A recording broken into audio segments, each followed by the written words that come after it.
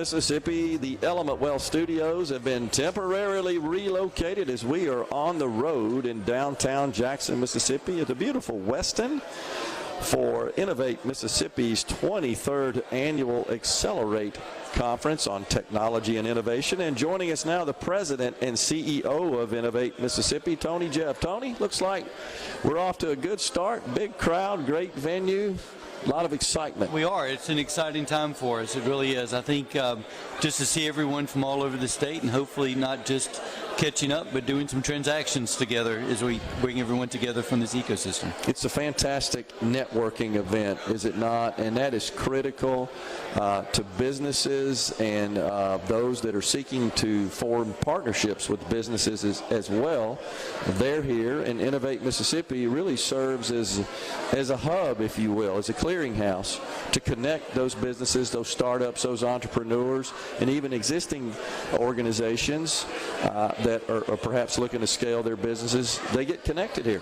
Well, that's exactly right. I mean, Innovate Mississippi, we don't have like state incentives or anything like that. We are a connect-the-dot organization. So we have to find these startups, bring them the resources they need to grow to hopefully become investor ready, and then we connect them to investors. So it really is about connecting the dots, which is why events like this are so important. And in addition, Tony, to connecting them to funding sources, also the organization provides a lot of other services and assistance as well. You have a methodology that you help walk them through the process of getting their products and services ready for commercialization, business planning, marketing, development, strategy. Absolutely. So we would hope that no one would fail, but our philosophy would be if you're going to fail fast and fail cheap. So we make them really run through a process of validating their technology, validating their markets, validating their financials, putting together the right plan and the right team. And having all those elements in place in rotation so that the entrepreneur or the inventor who's working on their product doesn't spend all their time on what they love, their product.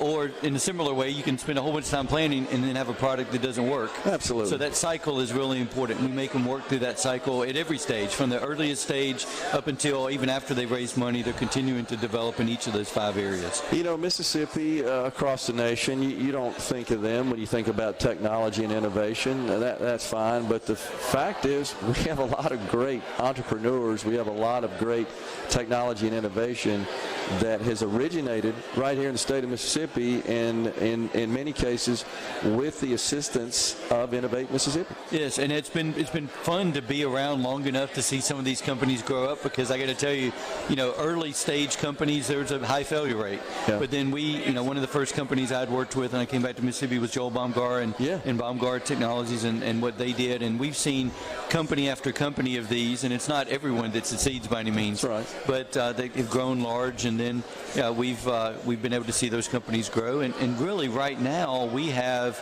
through the privatization of space and what we have at Senate Space Center, what we have through the blue economy and the port on the Mississippi Gulf Coast, a couple of what I call unfair advantages in Mississippi, which are things that really other states can't even emulate very well. No one else in this. No one else has the river, shallow, and deep water access with a university and a port that really want to work with industry.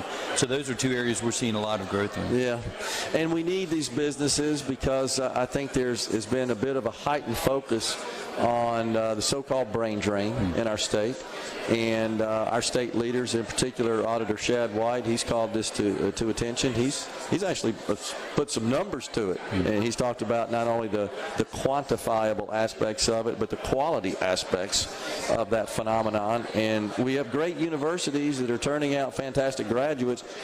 We need these businesses to get going so they can hire them, and they're doing it. I've talked to some of them here today. Yes, and I think there really are 2 elements. One is we need more of those jobs, but honestly we need a better system of just letting everyone know about the opportunities that are there today. I think there are about 300 jobs at any one time on our website from these high-growth companies, really interesting jobs, and yet I guarantee you if you went and asked graduating seniors at our colleges, they wouldn't think there were those opportunities in Mississippi. So we need to both grow the number of those jobs, and I think do a better job of just communicating those opportunities to those students as well. So Tony, the entrepreneurs that are tuned in today that are listening, and at this point they may be just in the conceptual idea stage, right? And that's where it starts. Right. It's just an idea that hatches.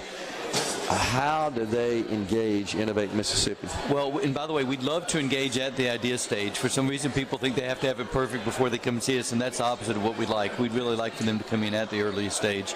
And really through our website, innovate.ms. And the other thing is we would work closely with the small business development centers. We really work on high-growth companies, those companies that are not bankable and have to work through private investors. But the SBDCs are much more familiar with banks and what they could do for the more asset-based companies. And so we work closely. We don't work in the same companies generally, though. We're handing off. So we will help you get to the right resource, even if we're not necessarily that resource. And there are a number of interested financial partners in the state of Mississippi that are searching for quality companies, good ideas, good startups, where they can park their money and help them and get a return on their investment.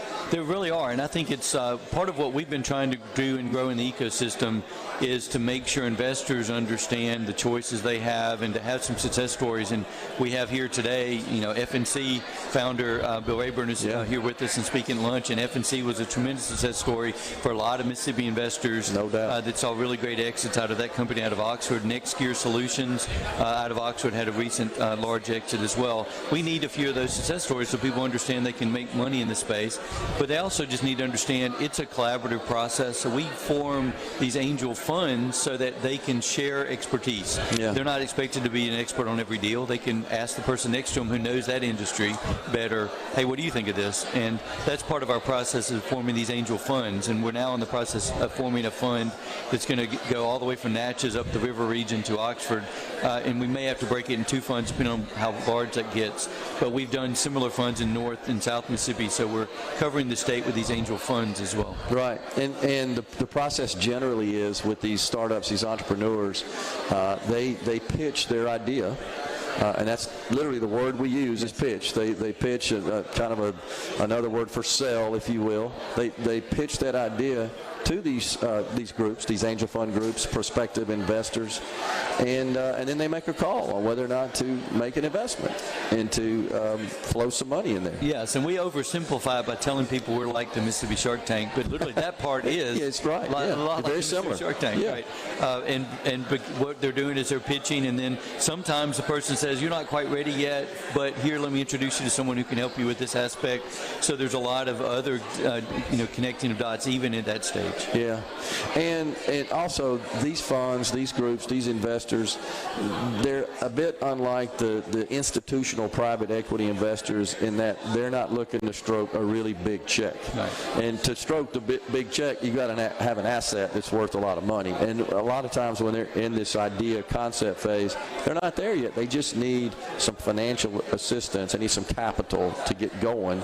And then these investors are willing to be patient, and then they'll keep making those investments as they see progress and success. Yeah, so these pre-seed or angel stage investors we're working with, like over the last 5 years, we've seen about 50 investments, and they're averaging 300. Well, the average is about 380,000, but the median is probably more like 250. Yeah. I mean, we're seeing a lot of early stage capital in these, and that's really our niche is first outside capital.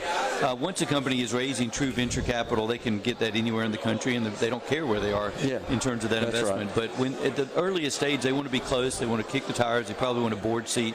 So that's why it's so important to have those investors here within the state. It's a primer, honestly. It's a primer to get them going, kind of a degree of mezzanine support to get them to that next level, to get them institutionalized, where they can go draw the big check and hopefully build a big company right here in Mississippi. That's what we want.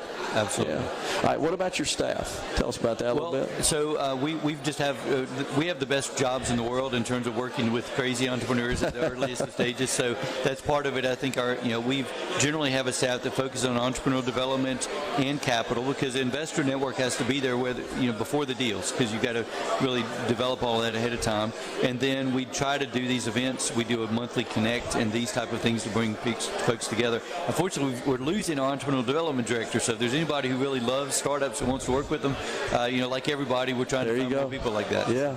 And then touch on the coding academies just a second. Yes, so we started several years, 2017, the Mississippi Coding Academies through the leadership of some of our board members. We've now spun that out into a separate 501c3, but they are teaching direct workforce skills in coding in Jackson, the Mississippi Gulf Coast, and in Columbus area. So the Mississippi Coding Academy is just an awesome program. Those folks and the graduates, they're work ready when they get out. Yes. I mean, they're ready to hit the streets running with their employers, producing for their employers. The employers know that, and that's why they're getting good jobs. Employers come in and design the curriculum and then evaluate them the whole time, so they really are ready. It's awesome. Yeah. Tony, it's going to be a great day. Appreciate you coming on. Look forward to visiting later on today, and we've got some other great guests coming on that have all touched this Innovate Mississippi organization. Appreciate it. Yes, thank you so much for having me. I'm excited to have you all here. MidDays is coming right back.